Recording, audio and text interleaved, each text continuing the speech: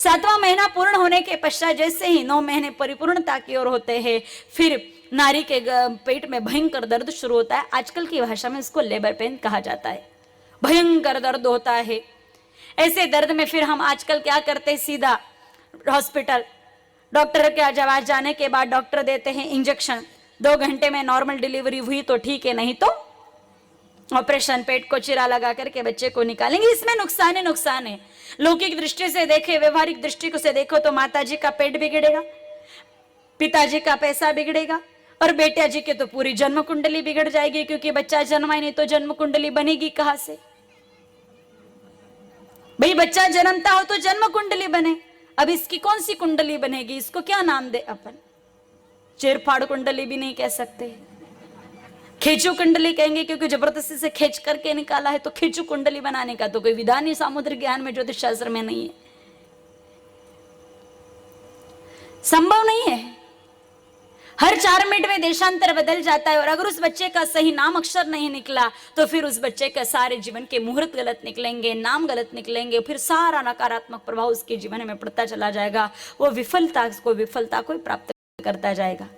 प्राकृतिक रूप से जन्म होना बहुत जरूरी है। विज्ञान भी कहता है, आजकल के डॉक्टर्स भी कहते हैं, गायनेकोलॉजिस्ट भी कहते हैं कि नॉर्मल सहज प्रसव ही होना चाहिए। उससे माँ भी स्वस्थ रहती है, बच्चे भी पूर्ण रूप से विकसित होने के बाद ही जन्म लेते हैं। प्री मैच्योर बच्चे आजकल नॉर्मल सीजरियन डिलीवरी के द्वारा समय से पहले ही जब उस बच्चों का माँ के गर्भ से निकाला जाता है तो उसको प्री मैच्योर डिलीवरी में काफी बार उनमें किसी प्रकार की कमी रह जाती है, वो बच्चे कमजोर रह जाते हैं।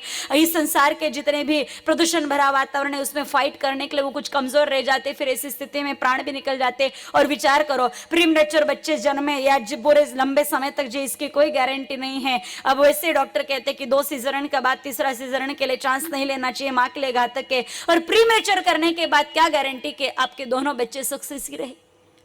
बच्चों, इस नॉर्मल डिलीवरी की तरफ बढ़ो। सहज प्रसव घर पर ही हो सकता है।